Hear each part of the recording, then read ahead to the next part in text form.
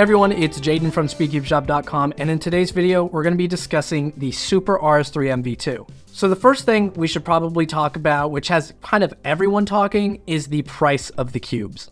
Typically, the RS3M line of cubes from MoYu have been known to be fairly inexpensive while still being pretty high quality. Like with the RS3M 2020, it's only $8.95 at SpeedCubeShop.com, but it's still a really good cube today. Same with the RS3M 2021 maglev, again, really low in cost at $13.95, while also still being a fairly decent cube even to today's standard. Then next came the Super RS3M, which had 3 different versions starting at $9.95 going all the way to $19.95, still relatively inexpensive while still being really high performers. But now with the Super RS3M V2, the standard, just the standard itself, the most basic one with the least amount of features, that one starts at $26.95, which is more expensive than any prior version of the RS3M. And I think primarily what's giving it that higher price tag for all 3 versions here are that they're all UV coated. We've seen with other MoYu cubes like the YS3M is that there is a fairly decent jump in price between the non-UV to the UV coated counterpart. So that explains the price a bit, but there are a couple of things we're going to touch on a little bit later, and hopefully at the end of the video you guys can decide for yourself, are these cubes worth their price?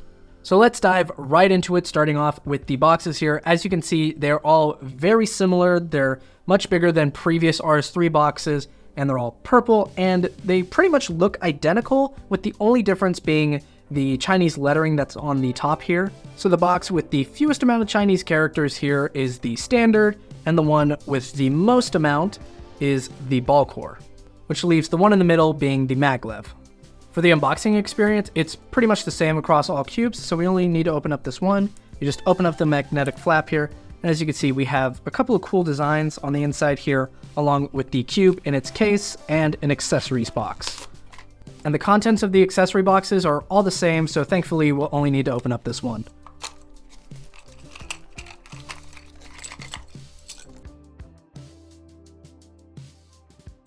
First thing we have is a cube solve guide here, a tensioning and adjustment manual, a screwdriver, 2 tension adjustment tools, a spring compression tool, and a spare spring compression piece.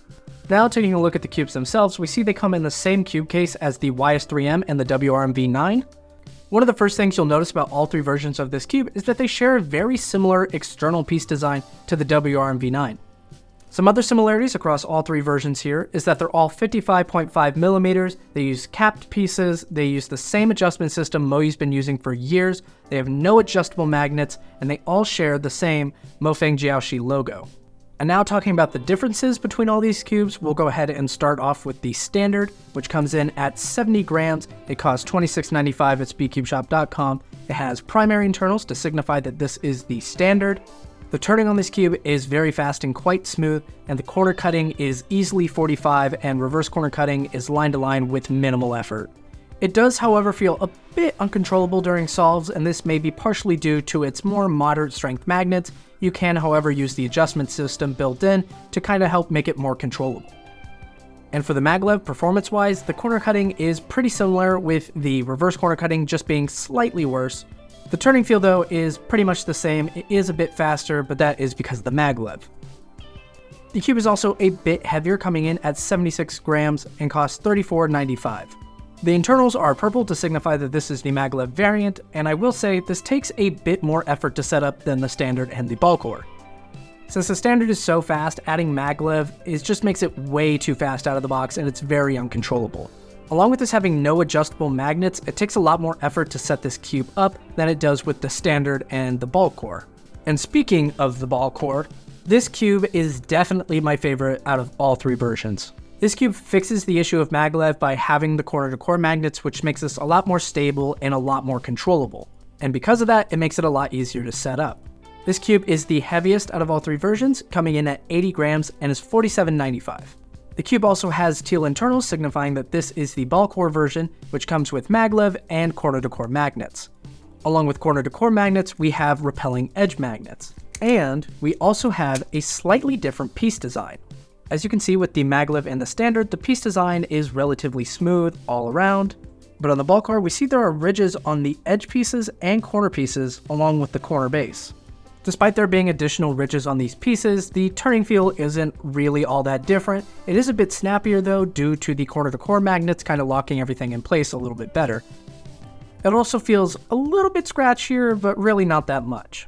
The corner cutting on the ball core is also really good, easily cutting 45 with no issue, and line-to-line reverse corner cutting with minimal effort.